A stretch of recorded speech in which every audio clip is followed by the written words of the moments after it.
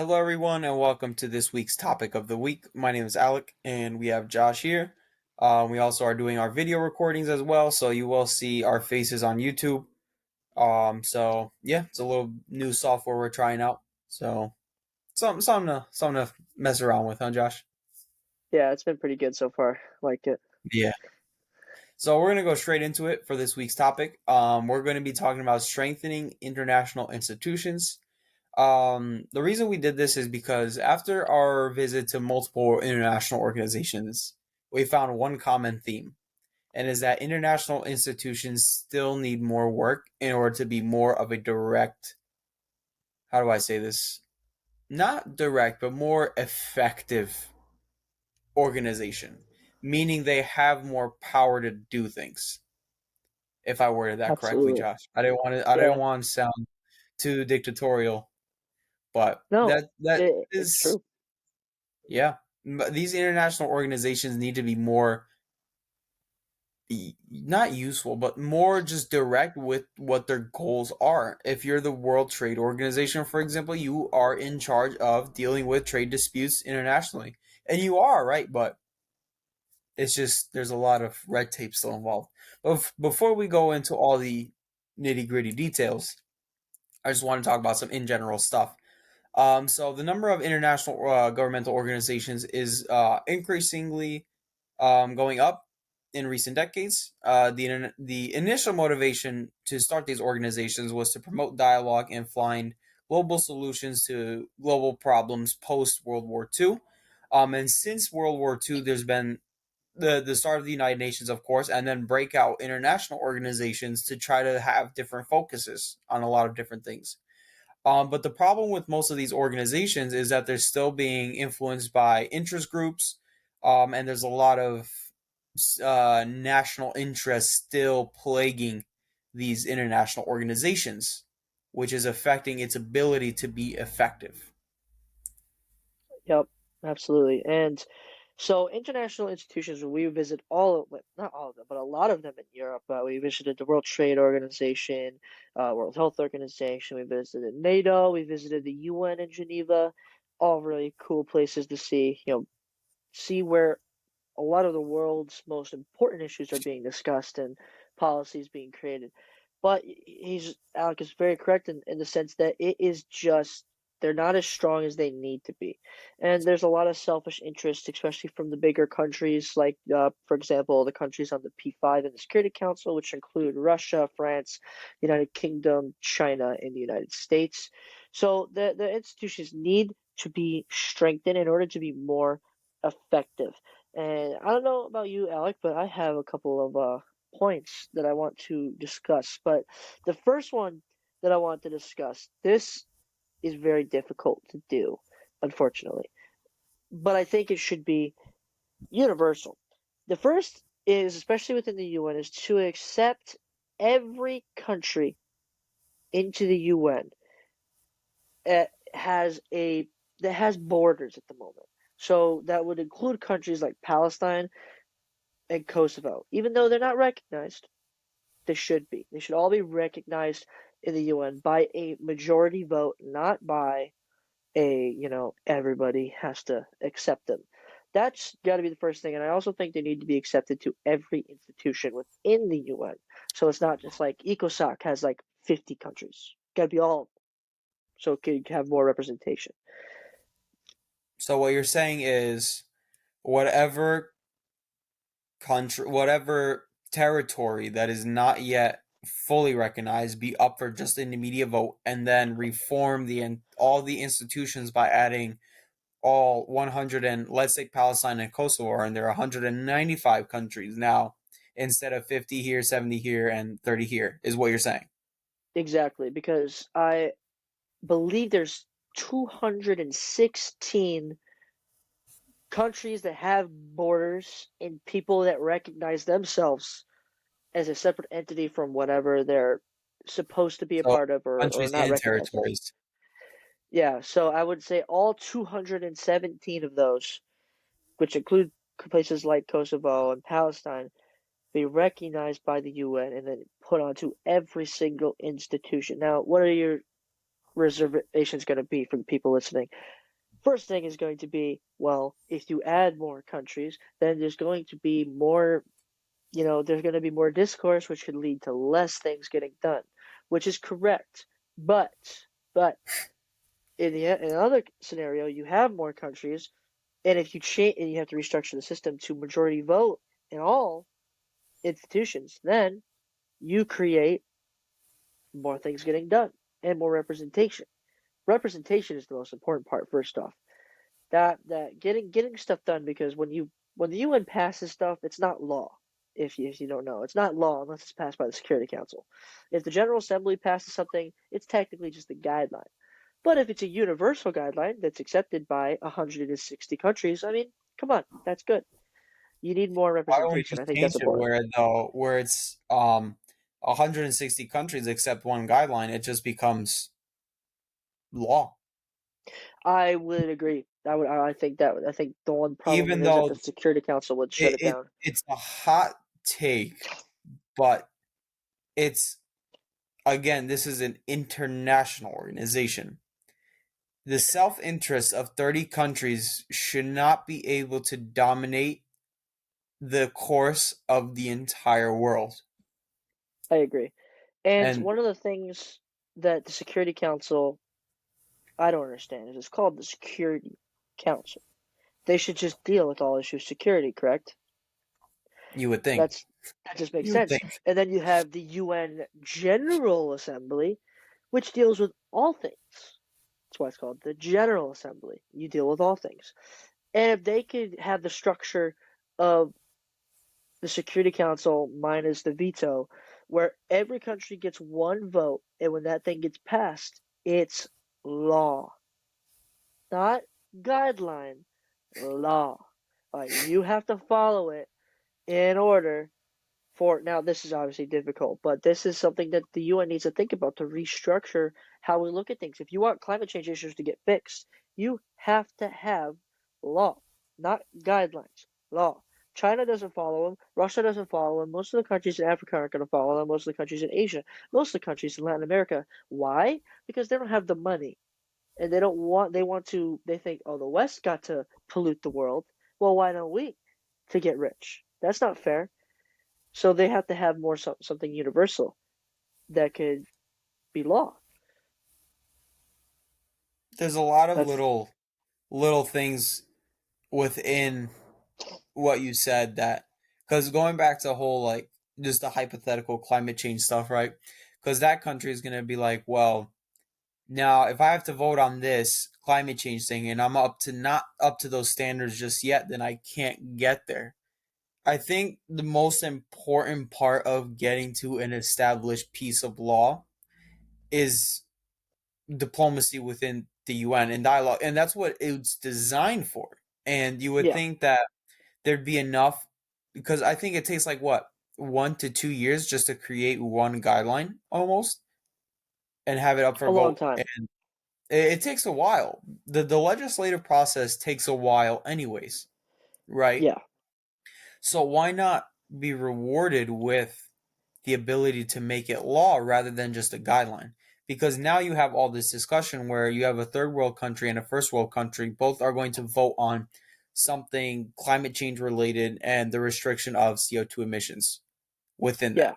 But you can have within the law, you can have certain little, how do I say this, like guidelines within the law. Like, let's say if you reach up to a point of this level of industry or in this level of innovation, you get this leeway and you get to point B and you get this much leeway and then you're fully industrialized and developed, then you can start following not following laws, but you start enjoying the benefits of whatever agreement comes out, right? So what I'm trying to say is what I'm trying to do is promote inclusivity within the actual legislative process and the law yeah, because not there's going to be a lot of pushback should the member state feel that this law is not good enough for them to develop and is too restrictive. So that's kind of my only concern, but at the end of yeah. the day I still strongly believe that guidelines should not be a thing and it should just be law anyways. And then you should I have agree. binding things because you spend all that time, all that effort just for what? A guideline? And then Yeah, another member state will just choose not to follow it. And what is the UN going to do? Oh, bad nothing. you. Slap your hand and that's it. Yeah, and that's where I think when you read working papers for people who haven't done anything like model UN or read an actual working paper and how the language is used, you know, you can implement certain things in there. This is a law. We want to cut carbon emissions by 50% by 2050 across all countries, period. But add little things in those laws. The West helps invest in countries that need it. So if you want to add green tech to your country, you don't have the money. Let's use Colombia for an example. Colombia might not have the infrastructure to invest in green tech at the moment, but who does? Brazil. Who does? The US. Who does? England. They could use that to incentivize Colombia to give them direct investment to build that green tech within Colombia. Their companies get tax breaks and they can start creating new trade deals, and all of a sudden people are sustainably developing. So you use friendly language to help them out. And you don't give like time, like I would say, get rid of time periods when you make laws. We want all things to be done by 2050 because a country like Colombia We'll is going to never look at make that and be like, yeah, we're not going to make that. So if we vote no, we look bad. But if we vote yes, then all of a sudden we have to turn around our economy in the next what year is it? 2027 or the next 27 years. And that's tough to do. You'd think 27 years, but like 27 years, how long did it take us to build the freaking phone? You know? How long did it take us to build windmills, to build boats in our society? It's not easy. So, even within law, you don't have to like address specific member states. You could just say exactly, things yeah. within if you do X, Y, and Z as a part of law, you meet all requirements of said innovation law. You get to enjoy these benefits highlighted by this law under section, I don't know, 17, right? A hypothetical. And section 17 says you can get free trade within these member states. I don't know, just something, an Yeah, incentivize things. incentive program. Oh, but everything that it's just all binding. It's all binding by the end of the day, and you get to where Yeah, you need to be. Even if 30 or 40 countries don't agree with it, it's still going to be international. I mean, this is how politics works. This is how democracies have worked. If the minority hasn't agreed, majority have agreed. It's still law at the end of the day. It yes, and people argue this inclusivity stuff and all that. I don't mind having to wait 2 3 years for a very thick bill to come out saying this and this. If the yeah, entire process is inclusive, I don't mind waiting yeah. as long as there's direction. If that And makes if it sense. solves the issue too, if it solves And the if issue, it's like the issue it's not just a exactly, guideline if because it takes three to by 5 years to solve a 20-year problem, that's fine. That yeah, is fine as long as it's all inclusive, and then within 3 to 5 years you will probably get to 90% of all member states agreeing to it anyways. yeah, exactly. And here's the other thing when I brought up earlier about accepting every country to the UN, that increases the budget. So you're adding another, 24 countries.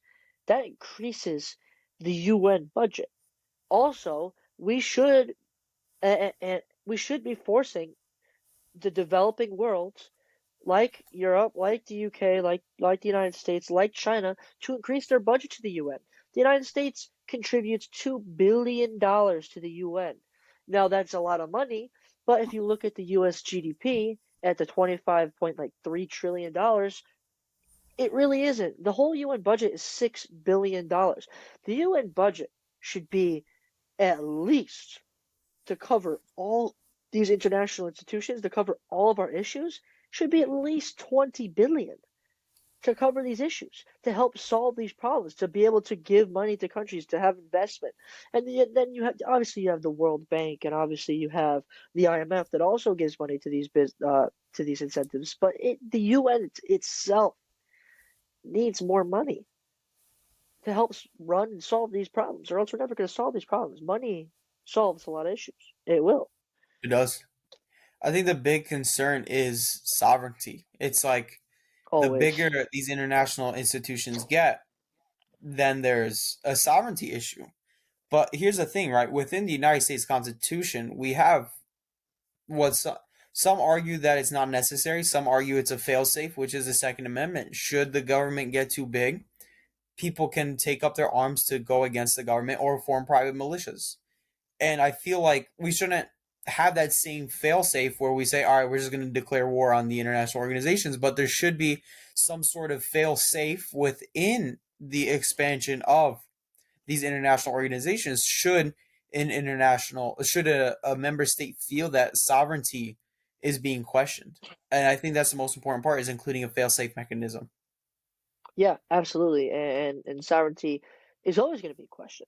And when you have something that is a binding contract, that already, I mean, just look at the terms of Brexit, with the EU, that created a sovereignty issue within their politics. But at the end of the day, you know, if you join the institution, you know, why join the institution if you're not going to want to solve the problems of the institution? Like, what's the Yeah, whole reason of the UN? To solve world issues. Well, okay, if you want to solve world issues, you have to do things that are going to be a little bit more binding. They're going to be law that are going to stomp on your sovereignty. But at the end of the day, you're solving world issues. correct. And It doesn't make any sense. that's fair. Yeah, it's very Yeah. fair actually. Because when It, you are signing up, you're solving a world issue, not a national issue. That's yeah. fair. Very fair. And for a lot of people who are sitting there like, oh, well, why would we try to help? We should solve issues within our home. Why are you not doing that? It's like, listen, I get it. We got to solve problems within ourselves. But if you actually really truly understand politics in today's modern society and understand economics and understand national security issues and foreign policy, everything that happens out there affects what's Affects, going on in here. it's Every it's a big single thing. domino effect. Yeah. So while you may think that investing in foreign oil is bad for U.S. economy, um, it's not. It's good. We should invest in foreign oil. We should invest in our own security for our oil as well. Not saying that, but you need to do that because what happens out there is that if we don't invest out there in the oil, well, you take out U.S. investment, then all of a sudden, I mean, this would never happen in terms of oil, but this is the first thing that came to my head. All of a sudden, you take out U.S. investment in oil, and then everything collapses. Well, guess what? We got no more oil. So what do? Our wells are going to dry up. Yeah. Like, what do you do at that point? And oil is probably a bad example, but it just trying to show you what Here, happens here, is that everything. let me better that example for you. Right, Yeah, yeah, you yeah. bring in Please do. foreign oil. You bring in foreign oil to use for your manufacturing process within the United States to develop the green tech and then sell it out to the rest of the world. Yeah, everything that happens out there affects what's going on in the US, and it's the same with every country. Every country has the same issue. We're all too intertwined to ignore what's going on across the world. Hmm. No, It's that's fact. yep, that is. And I wanna move on now to, unless do you have another thing you want to talk about on your list? Because there's one thing I do want to talk about. No, yeah, go for it. I got nothing, I got some other I things want for to talk later. about the problem with trying to influence the international organizations, and the Yes. particularly the most really interesting thing that we've talked about, Josh, was in the World Trade Organization, and how the United States has such an influence on the WTO that they're trying to stop adding the appellate system into. Well, they have Yeah. it, but they're refusing to continue with it because it stopped in, I think, in 2020 or 2021. I'm not sure what year it was, Yeah. where Around they then. stopped adding other members to the appellate system because of the United States' fear of it backfiring on them, which Yeah. here's my biggest ick with that is why should one country have influence over an international organization? Organization. Yeah, You are a part of this organization. You are part of the World Trade Organization to dispute trades, to have this system where you can rely on should an issue arise between a member state. Why should one country say we can do this in the world and we can't do this in the world?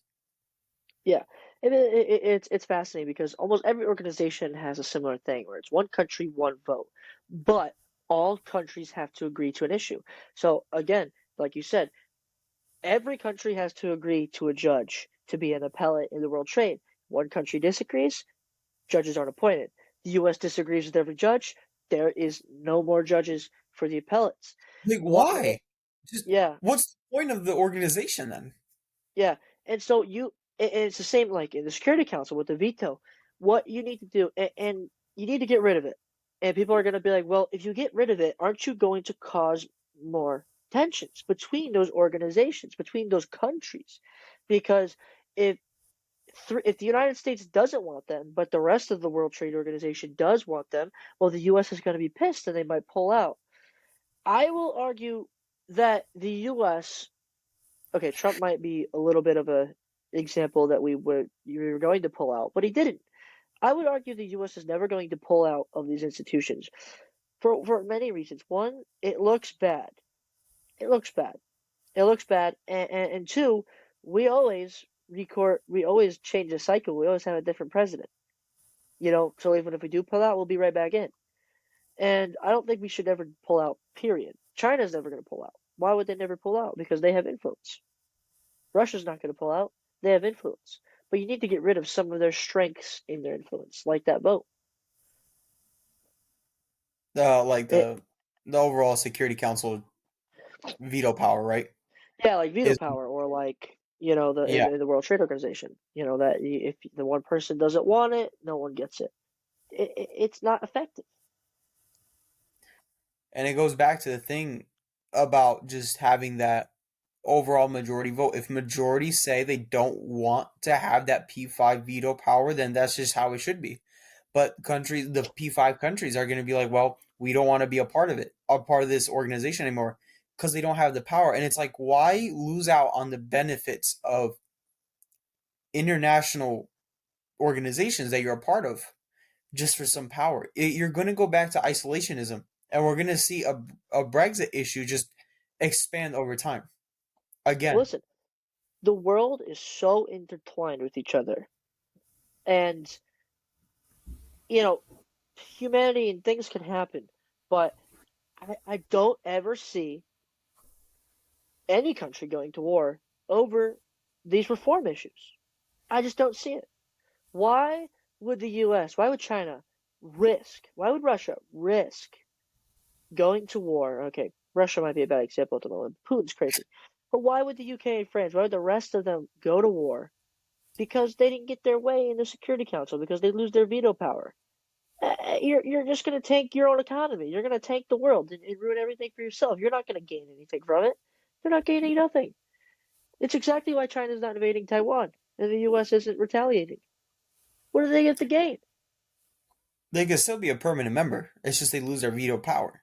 They can still have Yes, their quote unquote influence in the Security Council, but at the end of the day, all things that come out of the SC should be majority vote because yeah, anything that comes out of majority vote is just this is what the Security Council thinks and this is what we should do. And it should just be well, it's binding, but I mean, how effective have binding Security Council resolutions been? I mean, they've been yeah, somewhat effective in the past, but now not so much. not so much. And at the end of the day, we could look at it like this: every country needs the U.S. Every country needs China. Every country needs Europe. So if these countries are scared of losing their influence, it's not going to happen. It's just not going to happen. You need their Hypothetically, money. Yeah, you need their money. You need the diplomacy, and you need their militaries to protect you. You need them. I mean, without the U.S., Europe would have very little chance of standing up against Russia. Very little. It would be an all-out. battle, destruction. With the US though, Russia's not going into Europe. You need them. It just is. It's just Yeah, fact. and if you put it that way, then you really don't lose out on the influence. I really don't like using that word influence in the international institutions, Yeah, but I mean it's the only step to take in order to start making these organizations more binding is to yeah, promote protection of their influence. Because even though if something passes that's binding, there, as you said, they're still going to go back to the bigger countries because they're the ones that have more money, more tech, more tools that can get things done in the yeah. international I stage. I agree, and I think that's yeah, I agree. And the next point I want to bring up is the increasing, and this is going to be controversial, increasing private sector involvement within international institutions. Now, when we went to the World Health Organization, one of the things that they don't do is accept money from private institutions because they don't want to be influenced by that private institution.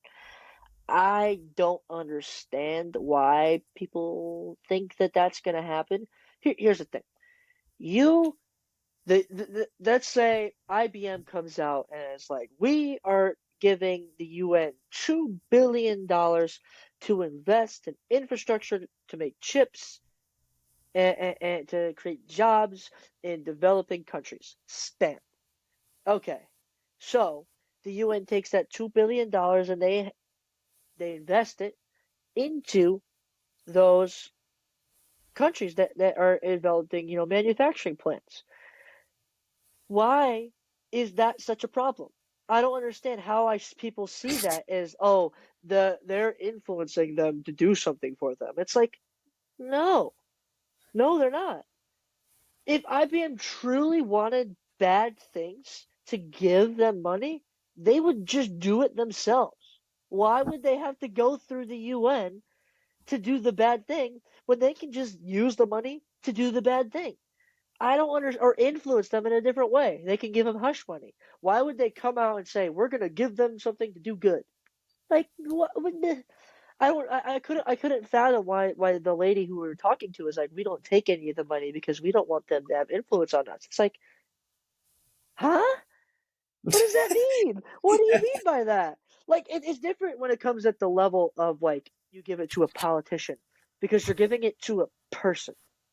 That's a You know what person. that tells me? That tells me they can't handle them taking the money and using it responsibly. It is what I Exactly. got. Exactly. That's exactly the Exactly. message it sent.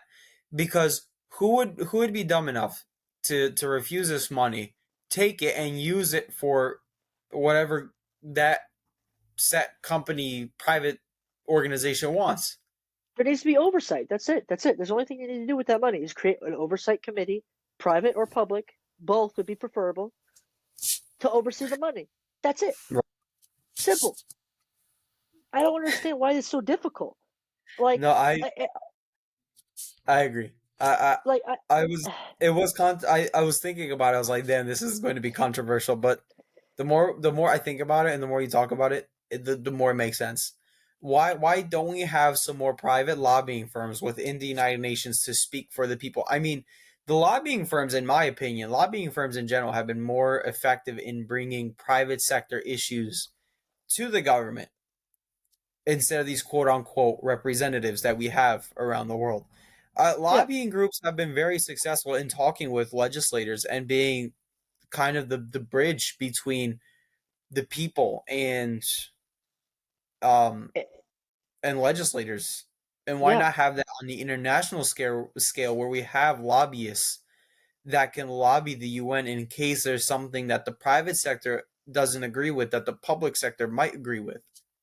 yeah. And here's the thing. People are always going to be like, well, because they look at the U.S. model and they look at other lobbying models within the world, and they're like, well, lobbyists do bad things. It's like, okay, you saw like what, 8 examples on TV of lobbyists doing bad things and taking money and doing it for bad stuff. But how many lobbyists and lobbying firms are there in the world? Hundreds. I'm not, maybe not hundreds of thousands, but tens of thousands. And you see 8 examples and you expect all of them to be like that. It's like, no, it's not. It's not like that. And in the UN, it's so much different because if you're a country, you're not a person, you're a country at that point that is overseeing this issue. And if there is an issue where people are stealing money that's being given to them within the UN, usually it's going to be caught because the UN or that country is going to look at it and be like, hey, this money was supposed to be used for X, Y, and Z, but it's You're not using there. you're using it Yeah, for it's something else. And, yeah, and here's I wanna talk real quick about these lobbying firms, right, in general, and like my experience with lobbying firms. yeah, I've worked with lobbying firms within our own state in Connecticut for 4 or 5 months, and I cannot say nothing comes to mind what if there's a bad lobbying firm. The lobbying firms there were all talking about technological advancements in the state, the early childhood development programs, schools, etc. It's all money at the end of the day. You want someone to lobby for something, you just organize, you pool money, and you give it to a firm. They get it done. They'll put in whatever wording you want in legislation, and it's been. I could say, in my opinion, that lobbying in the state has been effective. The yeah, legislation process may not have been effective, but lobbying and getting to the point where it changes language on bills has been successful. And if we could take that model and put it on the international scale where we have even NGOs, right, pooling money together from people who want to, I don't know, they want to donate to a fund, and then in total, an international donation comes out to a total of $1 million. That's enough to pay a lobbying firm to get things done, and yeah, as long as it's enough to, and it goes back to the thing where you have binding laws and binding pieces of paper, right, with actual legislative language on there, and the ability to pay lobbyists and change that language to fit whatever NGO wants, whatever the company wants, etc., etc. I think it's a very important process and very yeah. important part to it.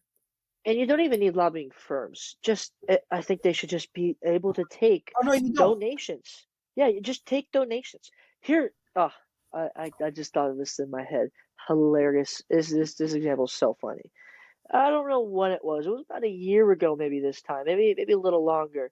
But the UN came out, and the food program, the World Food Program, was like, we could solve world hunger with $6 billion. Elon Musk comes out and says, all How right, about this?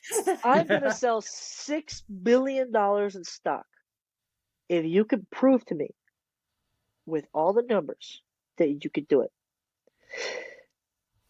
Have you heard anything from the World Food Program about getting a $6 billion donation? Nope. Why? Because they couldn't prove it. Because they don't think they can handle it at the moment, or they don't want to. A man was willing to give $6 billion to solve an issue. Why would you come out and say you could solve the issue? See the $6 billion in front of you. It's right there. They can grab it, and nothing's done about it. It proves that the issue can't be handled within these institutions, or they just don't want to solve the issue. And I understand there's many multi-layered facets that have to go into solving this problem. How, where the money's going to go, how many people can we hire to do the job, what countries are going to be able to afford to push it out, where are we going to get the food, how are we going to get enough food to do this, yada yada yada. There's so many different things, but there was an opportunity right at their hands just to take the 6 billion and then do the planning later. Do most of the planning. Give Elon Musk what you want to do, take the money, and figure out how to do it. I don't get it. I don't get it. They this is where I am full for increasing private sector involvement and investment in institutions instead of just not taking it. And you know what I want to add too, which is another Yeah. one of my points, is oversight. Now that we've Yes. implemented all of these things, right? We have binding bills, we have money flowing in and out of these international organizations. We need oversight. And I want to go back to the World Food Program's example, where it's like, okay, they had 6 billion in front of them, but they basically told the international community that we can't handle it. And it's like, why? If we had that oversight, should the World Food Program take that money? And there's an oversight committee where it looks at what they're doing with the money and they can cross check within whatever. I'm just going to go beyond the World Food Program, right? Whatever organization is doing with that money and they could cross check it. I think that's the most important part of doing exactly of strengthening the international institution is oversight. If there's a Exactly. sovereignty issue, you go to the oversight committee. If there's a money issue, oversight committee. And these committees, and this committee should just be one whole thing. It shouldn't be divided into an economic thing and a thing. It'll have its different sectors, right? In the oversight committee, there's the economic section. There's the I don't know the political section, the so on and so forth, right? This most important part is oversight, and who should oversight the international community is another debate. Is who do you check all these 193 plus countries, and if we're including the territories to 217, Yeah. But that's here's the the thing. biggest question. Dude, here's the thing. Do you really think Elon Musk was going to give the World Food Program $6 billion without hiring his own people to do oversight? Like, come on. We all know that they were going to do that. He was going to have to do that. It's his money. He wants to see where it's going. If he wants it to do something good, he's going to want to see where it's going. The World Food Program already has their own committee to do oversight on this. So does the UN. So you have three layers.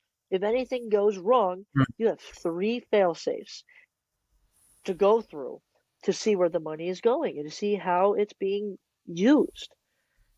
I mean, I just I don't personally understand. So you're saying we don't really need the oversight should a member state or a private organization be handing over resources and they automatically have oversight of their own resources. Well, the first thing is that in every committee within the UN, there's already oversight. We know this. That is true. Within the UN, above this organization, the UN in general, the General Assembly is oversight. That's what their job is. That's basically I their mean, job, the there's General even Assembly. oversight by the Secretariat's office as well, anyways. Exactly, exactly. And then you know for a fact because when people are moving money, especially private sector, there's going to be people watching it. So you know Correct. Musk was going to have his own oversight. So at the end of the day, I don't believe oversight is even an issue. I think it's just okay, maybe lack of money that they might have to hire people to do the job. But if you get $6 billion, you have money there. I think it's a lack of willingness to actually do it. I really do. And it's not even on, I think it's on the countries within the UN itself and then the organization. Because you have the oversight's there, the money's there. The only thing that's not there maybe is the facilities to do it. That could be dealt with separately though. I just think it's a lack of willingness. I really do. Yeah, As unfortunate as it that's sounds. that's pretty fair. Yeah, I do believe there is unwillingness in the international organizations as well. yeah. So, It's sad yep. because like one of the other points, and this is just be a small thing, is increasing youth involvement. You know, we create all these youth programs, but you still see a lack of youth involvement within international It's like, what institutions. voice do they have? Yes, promote the youth, bring them in, but they still don't give them the voice that they deserve. They're Exactly, they're and they're going to be the heads of change, and why aren't they at the forefront of it? Why yeah, can't they offer, even if it's just one small thing, they could just offer some insight. What does the youth want?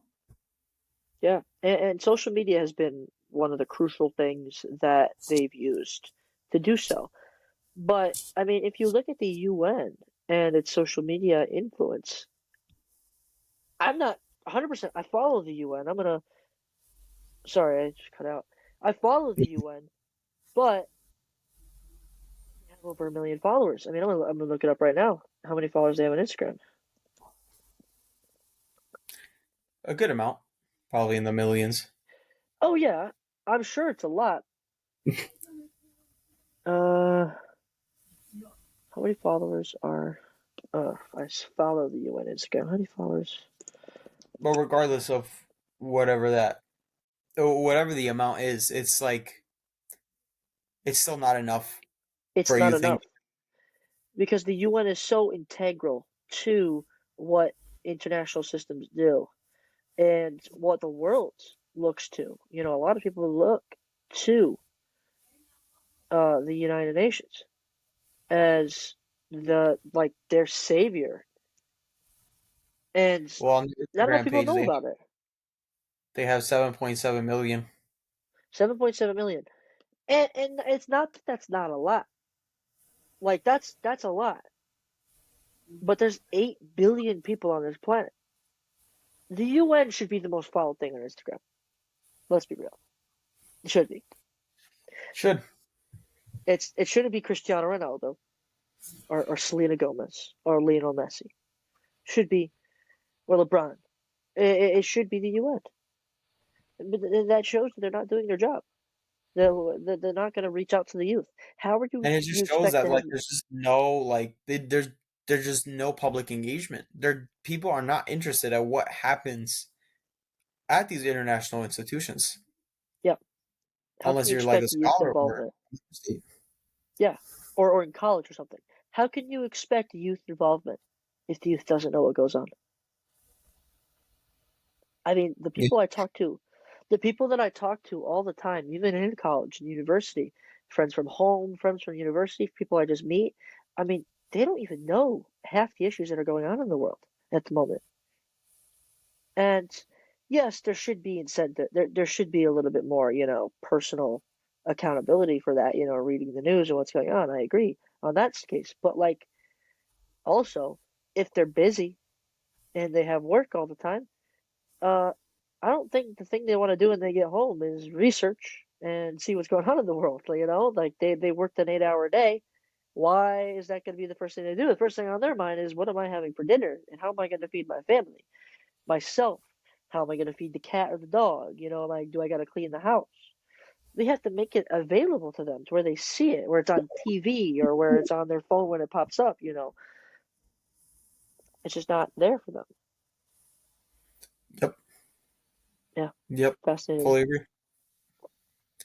But I think we hit everything unless there's any other points. I hit all my points on here. Yeah, We kind of I'm have all the good. same, we kind of have the same things going on.